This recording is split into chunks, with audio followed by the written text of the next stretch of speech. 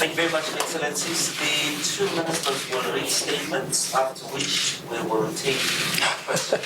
Good afternoon, ladies and gentlemen of the media, senior officials, our ambassadors. Let me take this opportunity once again to welcome our guest, His Excellency Minister Wang, Foreign Minister of the People's Republic of China, and his esteemed delegation to South Africa. Our meeting today follows the state visit of His Excellency President Zuma to the People's Republic of China in December 2014. The next engagement for us will be on the sidelines of the 60th anniversary of Bandung in the weeks to come. Mm-hmm. The next would be the BRICS Summit in Ufa, the FOCAC and Joint Interministerial Working Group to be held on the margins of FOCAC during the later part of this year.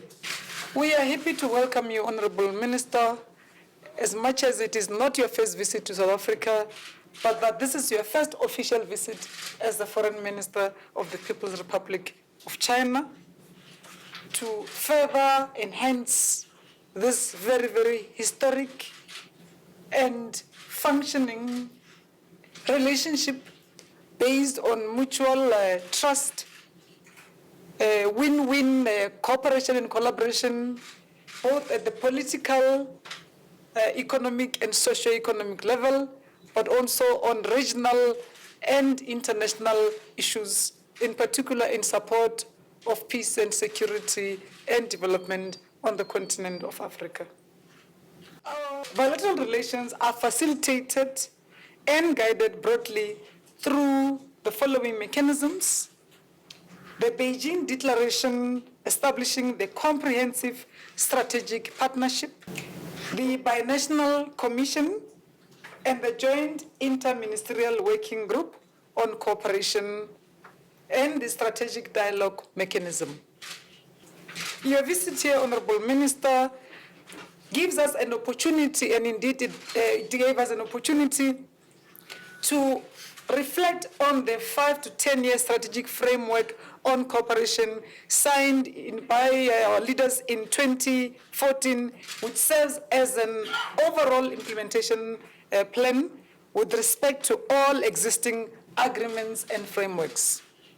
Our trade relations reflect this very good and sound bilateral relations that reflects 167 billion of imports from China to South Africa and 94 billion rand of exports from South Africa to China. In total, the total trade between our two countries by end of 2014 amounted to 262 billion, with trade deficit that we are not complaining about as long as we keep receiving good investments from China. That helps us further industrialize and expand our manufacturing in the process. We are looking forward to further implementation of our 5 to 10 year strategic framework and plan and implementation. And so therefore, South Africa will continue to place more emphasis on the need for beneficiation of our natural resources, or mineral resources, agro-processing to ensure food security, in beneficiating our agro-produce, focus on exploration of the blue economy through Operation Pakisa, value addition through manufacturing and services industries. Your Excellency, we share membership of and participate as partners in numerous international bodies. As I said earlier on, BRICS, basic group of 7 plus China, G20, and we are currently co-chairs of the Forum on China-Africa Cooperation. We are satisfied with the discussions that took us almost the whole day, focusing on the implementation of all the commitments we have made in strengthening this the strategic and comprehensive partnership as declared in Beijing. Our bilateral relations reflect a strong will to continue with the partnership for the sake of both our peoples, but largely also for our people in our region of SADC, and also in implementing our National Development Plan, the Regional Strategic Framework for Development in the region of SADC, and also how we respond to Agenda 2063 of the continent as South Africans. We are looking forward to hosting you later in the year here in South Africa again, the high-level summit of FOCAC, and we are happy with the preparations that have been undertaken by our senior officials and our respective ministries and respective members of this FOCAC on our continent, the G54.